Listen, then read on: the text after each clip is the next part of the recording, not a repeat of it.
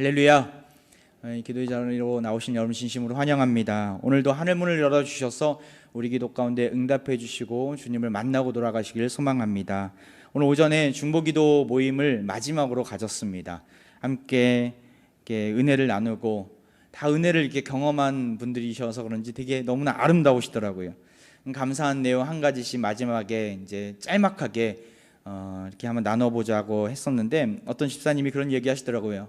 이렇게 중보기도 하는 동안 영과 육이 건강해졌다고 얘기하시더라고요. 야, 기도하면 영적인 상태뿐만 아니라 육적인 상태도 건강함을 주시는구나 생각을 하게 되었습니다. 우리 옆에 분들에게 좀 이렇게 쳐다보시면서 기도하면 건강해집니다, 우리 인사할까요? 기도하면 건강해집니다. 기도하면 건강을 되찾기를 소망합니다. 하나님께서 그런 은혜를 주실 것을 믿습니다.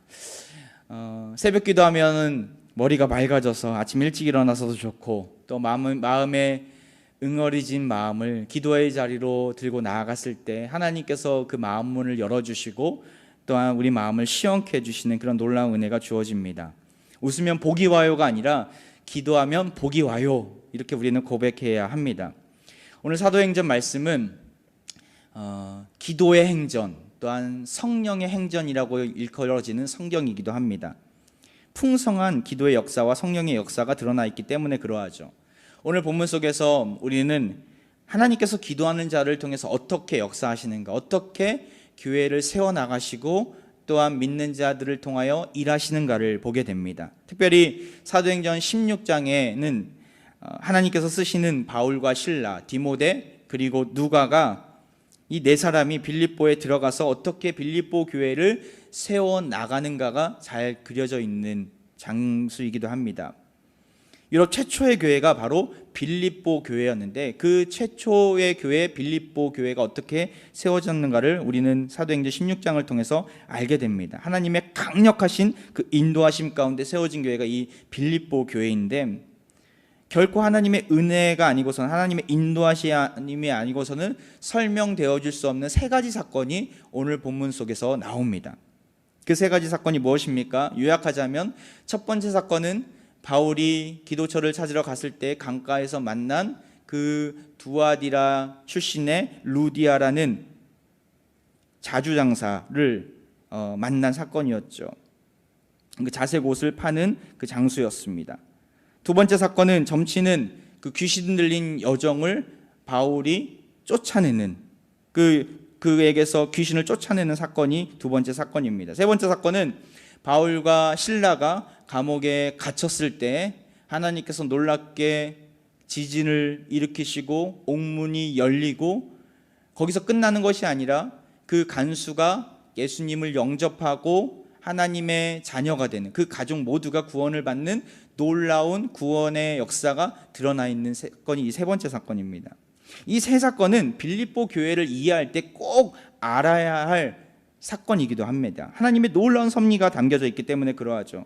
시간이 있다면 이거 한 사건 한 사건 여러분과 함께 한 3번에 걸쳐서 나누고 싶은데 오늘은 간단하게 설명만 하고자 합니다. 바울은 드로아에서 마게도냐 사람들의 환상을 보게 됩니다. 건너와서 우리를 도우라. 그는 원체 아시아로 가서 거기서부터 전도 사역을 시작하려고 했는데, 그 환상을 통해서 또한 성령이 막으시는 길을 다른 길로 인도하시는 것들을 통해서 그는 마게도냐 첫 성인 이 빌립보 지역에 들어가게 됩니다. 로마 정부로부터 지배를 받고 있었던 대단히 크고 아주 좋은 자유로운 도시가 바로 빌립보였습니다. 하지만 전도할 기회는 없었어요.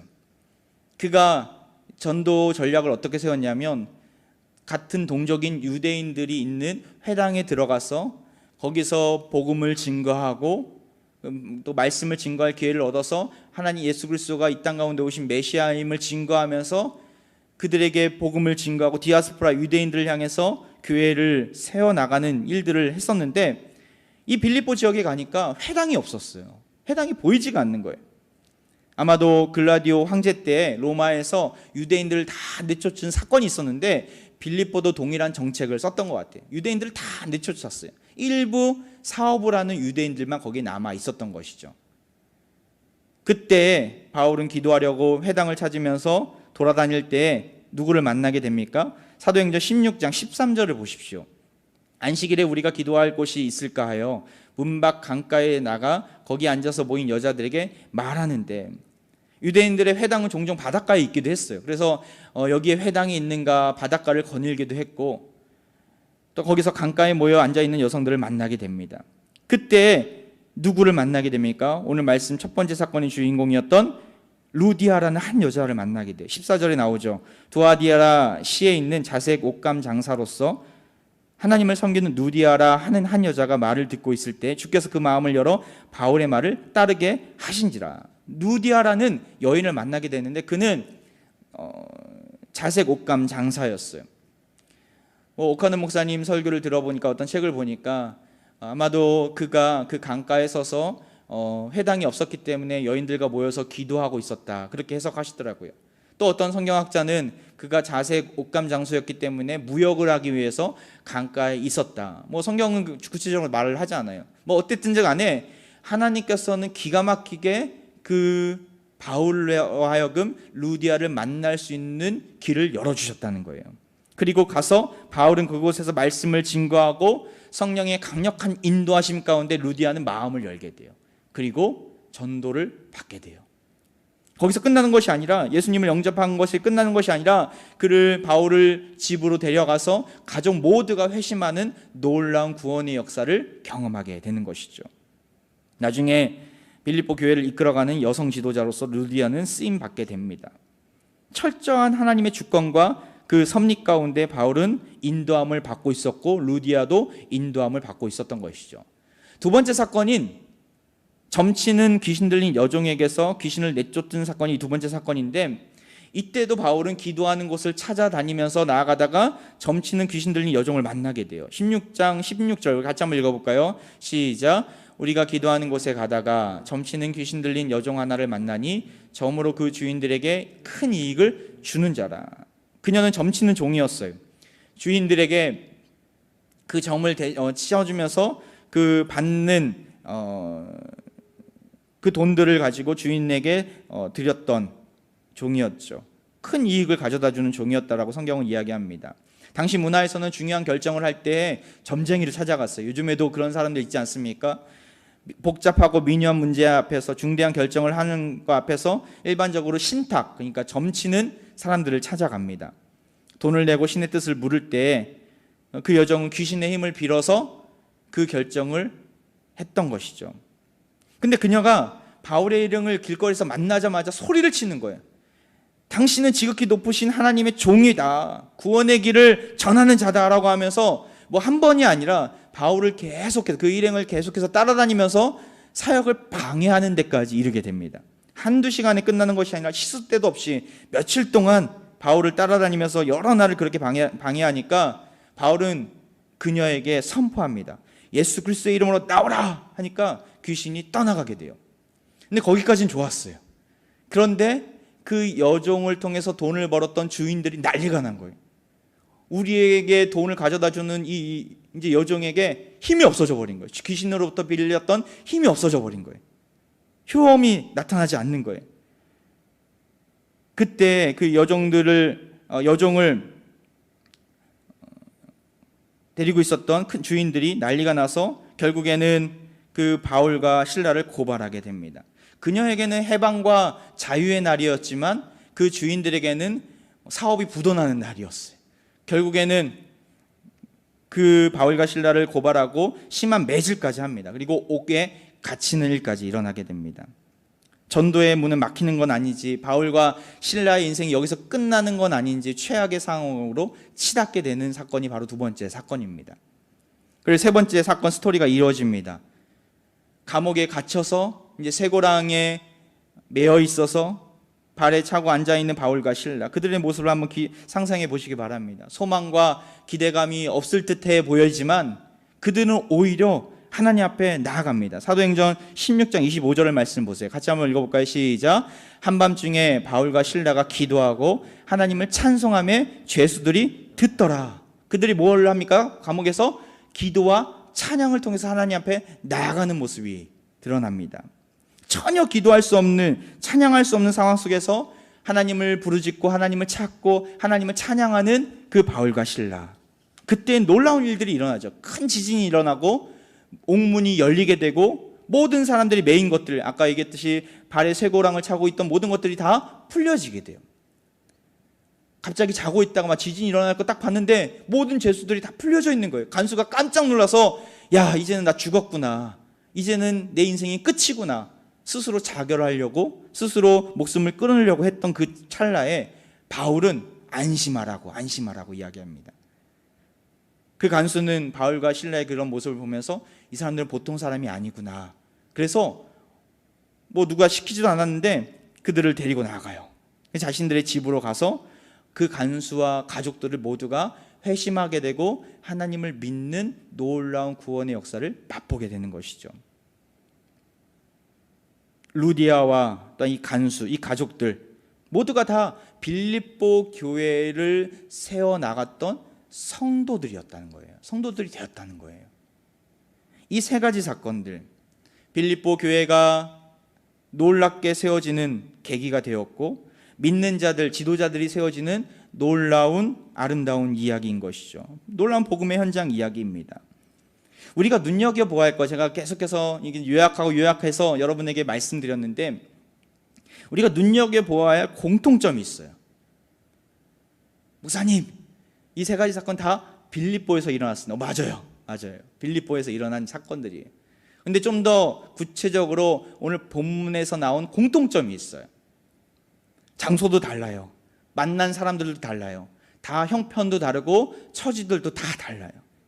그런데 빌립보 교회가 세워지는 결정적인 영향을 준 이 세 가지 사건에 공통점이 있어요. 다시 한번 볼까요? 13절 말씀이에요. 바울은 무엇을 하려고 그 문밖 강가에 나아갑니까? 기도할 곳이 있을까 하여 기도처를 찾으러 나아가는 바울의 모습을 보게 돼요. 그리고 함께 따랐던 그리고 실라와 디모데 그리고 누가도 같이 따라갔던 것이죠. 16절에도 이렇게 나와요. 무엇을 하려고 가다가 귀신 들린 사람을 만납니까? 기도하는 곳에 가다가. 기도처를 찾으려고. 똑같은 13절 말씀과 16절 말씀 똑같은 단어예요. 25절에도 이렇게 나오죠. 한밤중에 바울과 실라는 감옥에 갇혀서 무엇을 합니까? 그냥 잠만 자고 있습니까? 쿨쿨 잠만 자고 있습니까? 아닙니다. 그들은 무엇을 합니까? 바울과 실라가 기도하고 하나님을 찬송하며. 공통점이 뭡니까? 이 놀라운 일들을 경험하기 앞서서 그들이 했던 행동들이 있어요. 바로 기도했다라는 거예요. 하나님 앞에 부르짖었다는 거예요. 기도처를 찾으러 나아가면서 하나님 앞에 묵묵히 하나님 원하시는 기도처가 어디십니까? 하나님 내가 사역해야 되는 회당이 어디입니까? 찾으러 다녔다는 것이죠. 우리는 기도의 능력을 믿는 자들입니다. 그렇습니까, 여러분? 우린 기도의 능력을 믿는 자들이에요. 오늘 오전에 수요 중보기도 모임 때 지난 6개월 동안 정확하게는 한 3, 4개월 동안 매주마다 이렇게 기도하면서 우리 공동체를 위해서, 우리 환우들을 위해서, 나라와 민족을 위해서 함께 기도했었는데 그분들이 모두가 함께 공통적으로 고백하는 내용들이 뭐냐면 하나님께서 응답하신다는 거예요. 우리가 어떠한 환우를 위해서 기도했는데 그분이 예를 들어서 우리 이교소 집사님 같은 경우도 참 여러 가지 힘든 일들, 어려움 가운데 전혀 일어날 수 없는 그 중환자실에서 누워 계시는 모습을 모두가 다 보았었는데 지금에서 그 김경임 집사님도 같이 참여하시면서 보여주는데 걸어 다니고 계시고 목에 그 꼈던 그 호수도 빼고 말도 하고 놀라운 일들을 이렇게 경험하면서 하나님은 정말 우리 기도 가운데 응답하시는 분입니다. 하나님은 정말 우리 인생에 살아계시는 분입니다. 모두가 그렇게 고백할 수 있더라고요. 이 모든 것들이 하나님의 살아계심을 기도를 통해서 경험하게 된 것이죠. 코로나19의 위기가 수그러들지 않고 있습니다. 참 쉽지 않아요. 오늘 정부 발표를 보면서 저도 참 안타까운 것들이 많이 있었어요. 야, 어떻게 교회만 또 이럴까? 물론 이제 교회 확률이 더 많을 수도 있겠지만 그럼에도 불구하고 이제 정부 지침에 우리가 잘 순종해야 되죠. 교회적으로 세부 지침을 잘 만들려고 합니다.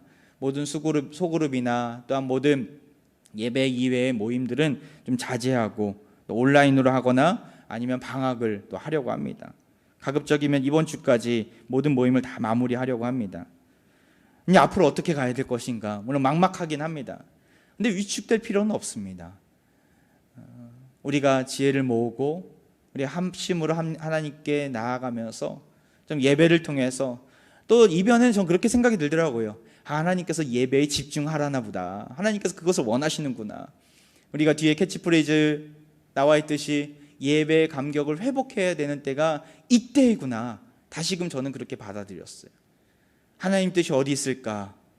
여러 가지 모임을 마음대로 가지지 못하고 가정교회 모임도 이제 시작하려는 타이밍에서 이렇게 중단하는 것은 너무나 안타깝고 모두가 다 정말 마음이 어려운 이때 우리가 어떻게 이런 상황들을 뚫고 가야 합니까? 묵묵히 인내하며 하나님의 도우심을 구해야 되죠. 기도의 자리를 지키면서 예배의 자리를 지키면서 정말 하나님께서 우리를 향한 계획이 무엇인가, 우리에게 무엇을 원하시는가 다시금 우리 자신을 돌아보고 우리 공동체를 돌아보고 내가 기본에 서 있어서 예배의 자리 가운데 정말 주님을 만나고 주의 말씀 가운데 귀를 기울이고 있는가, 그냥 타성에 젖어서 예배 모임이 아무런 감격 없이 아무런 은혜를 구하지 않는 그런 모습 가운데 있지는 않는가, 우리 자신을 돌아봐야 합니다. 우리 인생에 있어서 단순히 교회 공동체뿐만 아니라 우리가 앞으로 어떻게 나아가야 될 것인가, 계획하고 있는 것들, 이제는 가게를 오픈하려고 준비 중이었는데 이거 어떻게 해야 될 것인가, 이제는 자녀들이 이제 고3인데 올 한 해 어떻게 이 수험 생활을 잘 보내야 될 것인가, 나 이제 회사에 이제 들어가야 되는 타이밍인데 어디에 지원을 해야 될 것인가, 막막하고 한 치 앞도 내다볼 수 없는 그 불확실성성 때문에 우리가 불안해할 수 있습니다. 사실 바울도 그러했어요. 마게도냐 환상을 보고 하나님께서 허락하신 그 땅으로 이제 들어가는구나 해서 들어갔는데 회당이 있었습니까? 회당이 없었어요. 그가 그토록 회당을 찾으러 다녔어요. 근데 회당이 보이지가 않았어요. 누구 하나 반겨주는 사람이 없었죠. 여기 와서 우리를 도우라라는 환상을 보았는데 그 사람이 나타나지 않았어요. 길을 가다가 웬 귀신 들린 여종 하나가 자신을 막 괴롭히는 거예요. 몇 날 며칠을 괴롭히는 거예요. 그 귀신을 때문에 예수 그리스도의 이름으로 쫓아냈는데도 불구하고 고통은 이어지죠. 결국에는 감옥에 갇히고 심한 매질을 당하고 쇠사슬에 묶인 채 선고받을 날만을 기다리고 있었던 바울과 실라, 그리고 일행들. 그럼에도 바울은 어떠한 자리를 지켰습니까? 기도의 자리를 지켰어요. 하나님을 신뢰하는 그 자리를 지켰던 것이죠. 가는 곳곳마다 하나님의 도우심을 구하면서 하나님께서 이곳 가운데 보내셨습니다. 나는 그것을 확신합니다. 그 믿음 가지고 기도의 자리를 지켰다라는 거예요. 하나님께서 보내주셨다는 그 믿음 가지고 하나님 뜻을 분별하면서 기도의 자리를 지켰을 때 하나님은 그의 기도 가운데 응답하셨습니다. 어떻게 응답하셨어요? 생각지도 못한 강가에 앉은 그 여성들 중에 그 루디아라는 여인을 만나게 되고 그가 빌립보 교회의 초대 지도자가 되는 것이죠. 또한 나아가서 누구를 만나게 됩니까? 바로 그 간수를 만나게 되고 옥중에서 놀라운 기적들을 맛본 그 간수는 그 바울과 실라로부터 복음을 듣게 되고 그 자신뿐만 아니라 그 가족 모두가 구원의 은혜를 얻게 되고 그들을 통해서 하나님은 빌립보 교회를 세워나갔던 것이죠. 기도하는 자에게 이러한 은혜가 넘칠 줄 믿습니다. 기도한 자에게 어떠한 은혜가 주어집니까? 그에게 막막할 때 만남의 축복이 주어지고 길을 열어주시는 축복이 주어질 것입니다. 기도한 자에게 어떠한 일이 일어납니까? 귀신과 사탄 마귀가 악한 세력들이 다 물러가게 되는 힘이 주어질 것입니다. 기도할 때 어떤 일이 주어집니까? 기도할 때 최악의 상황을 역전시키시는, 최악의 상황을 최상의 상황으로 바꿔주신 하나님을 경험하게 될 것입니다. 이 모든 은혜가 왜 주어진 것입니까? 바로 교회 공동체, 아름다운 믿음의 공동체를 세워나가기 위한 하나님의 섭리와 계획이었던 것이죠. 그 일에 바울이 쓰임받았던 것입니다. 이 놀라운 구원의 역사에 하나님은 바울뿐만 아니라 우리 자신을 동참케 하십니다. 할렐루야. 하나님은 우리를 기도의 자리로 보내주셨고 불러주셨고 우리 삶 가운데 놀랍게 하나님의 일들을 감당할 수 있도록 힘과 능력을 기도의 자리에서 주실 것입니다. 우리가 기도할 때 하나님은 일하실 것입니다. 우리가 기도할 때 여러분의 삶 가운데 주님께서 찾아와 주시고 최악의 상황을 최상의 상황으로 변화시켜 주실 것입니다. 우리는 그 믿음 가지고 기도의 자리에 서 있는 것이죠. 우리가 지금 해야 되는 일이 무엇입니까? 역대하 7장 13절 14절 말씀, 정말 우리가 귀 기울여 드려야 될 말씀입니다. 우리 같이 천천히 한번 읽어볼까요? 시작. 혹 내가 하늘을 닫고 비를 내리지 아니하거나 혹 메뚜기들에게 소산을 먹게 하고 혹 전염병이 내 백성 가운데 유행하게 될 때 내 이름으로 일컫는 내 백성이 그들의 악한 길에서 떠나 스스로 낮추고 기도하여 내 얼굴을 찾으면 내가 하늘에서 듣고 그들의 죄를 사하고 그 땅을 고칠지라. 할렐루야. 전염병이 있을 때, 여러 가지 자연재해와 어려움 가운데 거하고 있을 때 우리가 해야 될 일이 무엇입니까? 14절 말씀이 나오죠. 악한 길에서 떠나 스스로 낮추고, 낮춘다는 것은 겸손한다는 것인데 나는 내가 한 게 아니에요, 이런 의미가 아니라 겸손의 기본적인 자세는 기도하는 자세예요. 하나님이 나의 주인이십니다. 내가 나의 인생의 주인이 아닙니다. 주님이 나의 인생의 주도권을 가지고 계십니다. 이렇게 고백하는 사람이 겸손한 자고 자신을 낮추는 자예요. 우리가 그렇게 겸손한 마음으로 기도하면 하나님의 얼굴을 구할 때 하나님께서는 그 기도 가운데 응답하시고 들으시며 그들의 죄를 사하시고 이 땅을 고쳐주실 것입니다. 전염병이 창궐하고 여러 가지 상황들이 최악의 상황으로 치닫고 있는 이때 수십만 명, 50만 명이 되는 사람들이 지금 코로나로 인하여서 사망자의 명단에 들어가 있어요. 전 세계적으로.